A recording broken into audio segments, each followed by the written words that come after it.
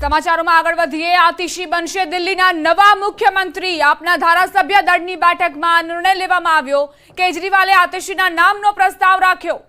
કાલકાજીની આપના ધારાસભ્ય છે આતિશી અને અરવિંદ કેજરીવાલના સૌથી વિશ્વસનીય માનવામાં આવે છે। પાર્ટીનો સૌથી મોટો ચહેરો, મહિલા ચહેરો, સંગઠન અને પ્રશાસનનો તેમને અનુભવ છે અને છેલ્લા ઘણા સમયથી કેજરીવાલની ગેરહાજરીમાં તેઓ જ તમામ નિર્ણયો લઈ રહ્યા હતા અને પોતાના મંત્રાલયની સાથે સાથે મનીષ સિસોદિયાની સાથે સાથે કેજરીવાલના મંત્રાલય પણ હેન્ડલ કરી રહ્યા હતા। હવે તેમને આ મોટી જવાબદારી આપવાના પક્ષમાં છે કેજરીવાલ। પ્રસ્તાવ રાખ્યો છે અને ધારાસભ્ય દળની બેઠકમાં આ પ્રસ્તાવ રાખવામાં આવ્યો છે કે આતિશી જે હવે દિલ્હીના મુખ્યમંત્રી બનશે। આ નિર્ણય લેવામાં આવ્યો છે। 2 દિવસ પહેલા જ અરવિંદ કેજરીવાલે સંબોધનમાં કહ્યું હતું કે તેઓ રાજીનામું આપશે અને ત્યારબાદ તેમની જે ધરોહર છે તે આગામી પાર્ટીના નેતાને સોંપવામાં આવશે। પરંતુ એ નેતા કોણ હશે તેને લઈને સસ્પેન્સ હતું, ઘણી બધી અટકળો હતી અને આજે તે સસ્પેન્સ પરથી પડદો ઊંચક્યો છે કેજરીવાલે। આતિશી દિલ્હીના નવા મુખ્યમંત્રી બનશે। એક મહિલા ચહેરો આગળ કરવામાં આવ્યો છે। આમ આદમી પાર્ટીમાં આતિશીનો કેટલો દબદબો છે તે સૌ કોઈ જાણે છે, કારણ કે પહેલા મનીષ સિસોદિયા, ત્યારબાદ સંજય સિંહ અને અરવિંદ કેજરીવાલ એક બાદ એક લીકર પોલિસીને લઈને જે કેસ ચાલતો હતો તેમાં તેમને જેલમાં નાખવામાં આવ્યા। તે દરમિયાન આતિશીએ જ દિલ્હીની કમાન સંભાળી હતી અને હવે આતિશી દિલ્હીના મુખ્યમંત્રી બનવા તરફ આગળ ધારાસભ્ય દળની બેઠકમાં નિર્ણય લેવામાં આવ્યો છે। કેજરીવાલે આતિશીના નામનો પ્રસ્તાવ રાખ્યો છે। સંગઠનમાં પણ સારી એવી પકડ તેમની અને હવે સરકારમાં પણ તેઓ મુખ્યમંત્રીનો ચહેરો, મુખ્યમંત્રી તરીકે તેમની પસંદગી કરવામાં આવી છે। ધારાસભ્ય દળમાં બેઠકમાં આ નિર્ણય લેવામાં આવ્યો છે। દિલ્હીની કમાન આમ આદમી પાર્ટી આતિશીને સોંપશે।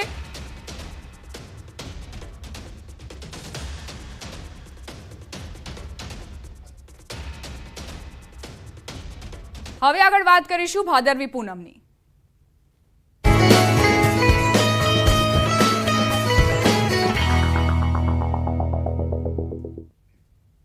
અંબાજી ખાતે ભાદરવી પૂનમના મેળાનો આજે 6ઠ્ઠો દિવસ છે। 6ઠ્ઠા દિવસે યાત્રિકોનું ઘોડાપુર ઉમટ્યું। 6 દિવસમાં 2500 જેટલી ધજાઓ માતાજીના શિખરે ચડી। આજે વ્રતની પૂનમ, જ્યારે ભાદરવી પૂર્ણિમા આવતીકાલે છે, ત્યારે વ્રતની પૂનમને લઈ શ્રદ્ધાળુઓનો ધસારો વધ્યો। મંદિર પ્રશાસન દ્વારા મંદિરની ધજા માટેની અનેરી વ્યવસ્થા કરાઈ। મેળા દરમિયાન વરસાદની આગાહી હતી, પણ વરસાદ ન વરસતા શ્રદ્ધાળુઓનો ઉત્સાહ જોવા મળી રહ્યો છે। વરસાદને લઈ ટ્રસ્ટે પૂરી તૈયારી કરી હતી, પણ વરસાદ ન વરસતા વહીવટી તંત્રએ પણ રાહતનો શ્વાસ લીધો। તો પ્રશાસને તમામ તૈયારીઓ કરી લીધી હતી કે વરસાદ વરસે તો પરિસ્થિતિને કાબૂમાં લઈ શકાય, ભક્તોને કોઈ અગવડતા ન પડે। પરંતુ માતાજીના આશીર્વાદથી વરસાદ પણ નથી વરસ્યો અને ભક્તોનો જે આ ભક્તિરસ છે તે અવિરત પ્રવાહ રૂપે વહી રહ્યો છે। 6ઠ્ઠો દિવસ છે, પરંતુ ભક્તિમાં કોઈ જ ઓટ નથી આવી। સતત શ્રદ્ધાળુઓ પહોંચી રહ્યા છે, હાથમાં ધજાઓ છે। બોલમાળી અંબેના નાદથી મંદિર પરિસર શું, બહાર રસ્તાઓ પણ ગુંજી ઉઠ્યા છે। શક્તિપીઠ અંબાજી ખાતે હાલ ભાદરવી પૂનમનો મેળો ચાલી રહ્યો છે। આજે મેળાનો 6ઠ્ઠો દિવસ છે અને આવતીકાલે મેળાની પૂર્ણાહુતિ થશે। મોટી સંખ્યામાં પદયાત્રીઓ મા અંબાના દ્વારે પહોંચી રહ્યા છે। 5 દિવસ દરમિયાન 22 લાખથી વધુ શ્રદ્ધાળુઓએ મા અંબાના દર્શન કર્યા। નિઃશુલ્ક ભોજન સેવા તેમજ મંદિર ટ્રસ્ટ દ્વારા બનાવાતો મોહનથાળના પ્રસાદનો પણ શ્રદ્ધાળુઓ લાભ લઈ રહ્યા છે। મેળા દરમિયાન કોઈ પણ જાતની અનિચ્છનીય ઘટના ન બને તે માટે પોલીસ ટીમ પણ મંદિર પરિસરમાં સજ્જ છે।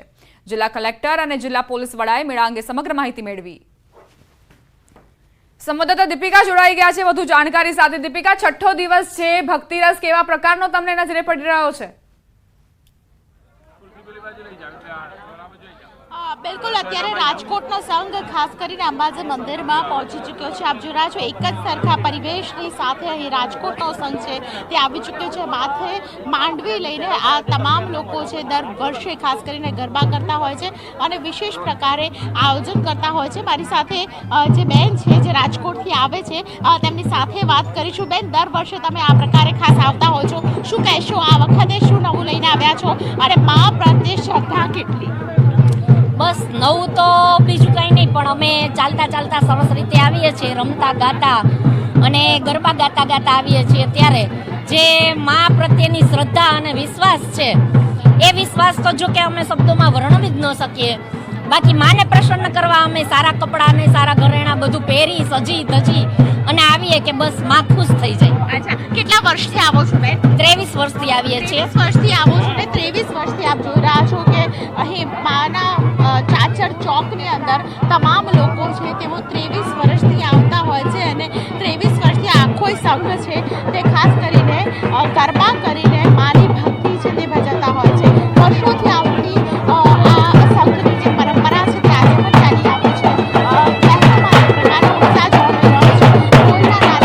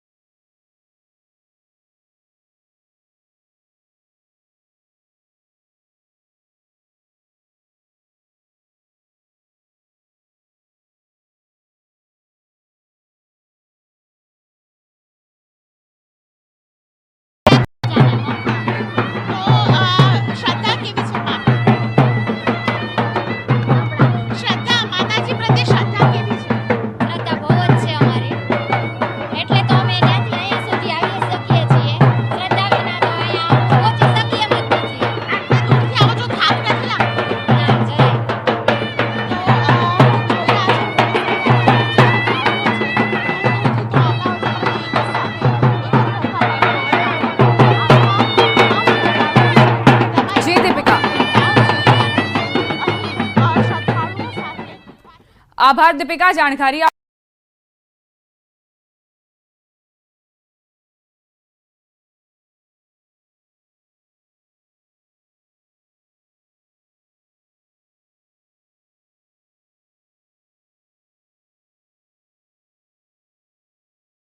ફાઇનાન્સ. ગુજરાતના છેવાડાના જિલ્લાની પોલીસે ટેકનોલોજીની મદદથી રાતના અંધારામાં ચોરને પકડી પાડ્યો.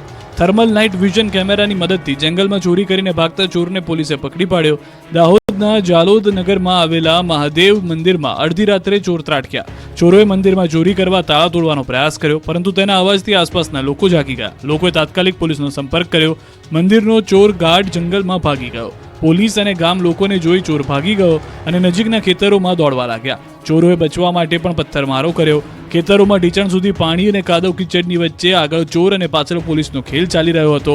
આખરે બે ચોરને તો પોલીસે પકડી પાડ્યા, પરંતુ અન્ય ચોરો ખેતરમાં છુપાયા. તેથી પોલીસે તેમને પકડવા ડ્રોનની મદદ લીધી. પોલીસે ડ્રોનની મદદથી ચોરનું લોકેશન જોઈને તેમને દબોચી લીધા. ગુનેગારોને ટ્રેક કરવા અને પકડવા માટે thermal image night vision drone તૈનાત કરાયા. અંદાજિત રાત્રિના 2 વાગ્યાથી સવારે 7 વાગ્યા સુધી ચોરોને પકડવાનું ઓપરેશન ચાલ્યું. પ્રાથમિક તપાસમાં આ ચોર મધ્યપ્રદેશ તરફના હોવાનું મનાય છે, તો બીજી તરફ ગૃહ રાજ્યમંત્રી હર્ષ સંઘવીએ પણ દાહોદ પોલીસની આ કામગીરીને વખાણી છે. ત્યારે ગૃહ રાજ્યમંત્રી હર્ષ સંઘવીએ દાહોદ એસપી અને તેમની ટીમને અભિનંદન પાઠવ્યા.